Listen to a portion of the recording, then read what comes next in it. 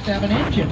It just needs to look like a real car in the shot. And on the monitors, we've got some picture cars in action. The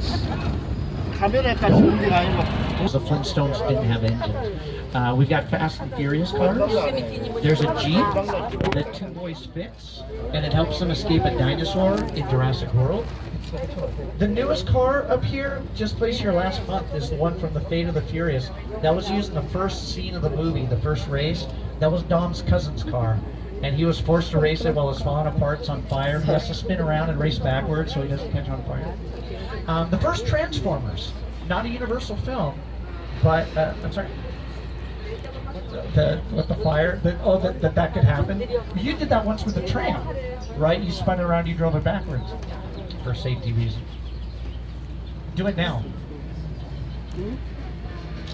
We have a new Jurassic Park film coming out later this year in June, Jurassic World Fallen Kingdom. Chris Pratt, Bryce Dallas Howard, and Jeff Goldblum are in it. And we've got a picture car over here on the right. This was used in the second Jurassic Park, The Lost World. Jeff Goldblum hasn't been in a Jurassic Park film since The Lost World. That was 21 years ago, but he's back for this. The guy who built Jurassic Park, John Hammond, wants to say something to all of you. Welcome to Jurassic Park. Thank you. That was it. I didn't even have time for a drink of water. This is where we've stored the sets and the vehicles from the Jurassic Park movie. Why would we do that?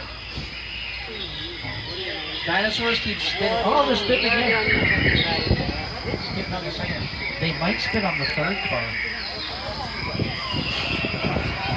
That's why I have a window. If you see that as many times a day as Preston and I do, you get a window. Don't laugh at anybody sitting next to you that got wet. A, that's not nice. And B, the tour's not over. We're at a movie studio, and it's possible for us to create weather effects anytime. I'm going to show you the scene from The Lost World with the up here to create live weather effects.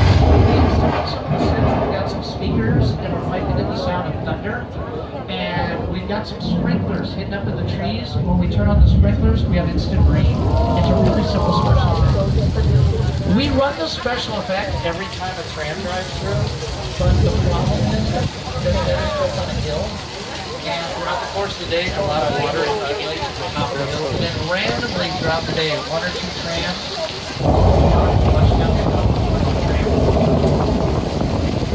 We are one of those trains. So be careful when you're sitting on the New York City street sets. The show starts Dennis Haysbert, and it will air in June. This is a pretty historic part of the lot that we're in right now, this old western town. These are some of the first sets that were built around the lot. Some of them date back to 1915.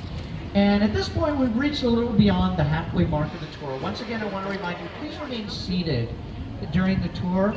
Just like the person did earlier, it is okay if you drop an item off the tram. If you really can't wait till the end of the tour to use the restroom, you can always pull the red cord and then remain seated. Some of the famous cowboys that have made movies out here. Clint Eastwood, John Wayne, Jimmy Stewart, Kirk Douglas. We're just going to start things up here.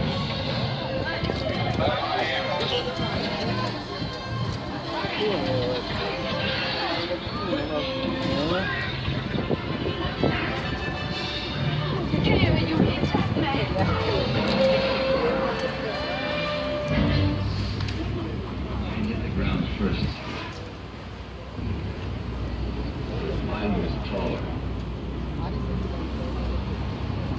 Now the Western sets are more examples of facades. Most of the sets that we will be driving by are facades. However, we do have a few practical sets on our lot. And a practical set is not as common. That's one that's built for both interior and exterior scenes. They normally don't build an entire house for production, but every once in a while they do. In fact, we are going to be passing by a practical set in just a moment, and they're doing some production. We're going to take you through Little Europe over here, and these are the sets from Frankenstein, Dracula, the Wolfman, and the Invisible Man. All of those classic Universal monsters roam around out here, but we currently use these sets for a comedy, our NBC series Good Place. You, Eleanor Shellstrom, are dead. Location. The afterlife. I've never ever seen this. You're in the good place. I'm not supposed to be here. This scene from the pilot episode in front of the yogurt store, the set is directly in front of the train with the two light blue doors. I can't risk going to the bad place. Maybe he's not all that bad. Hey there, how can I help you? What is the bad place like? Well, it doesn't sound awesome.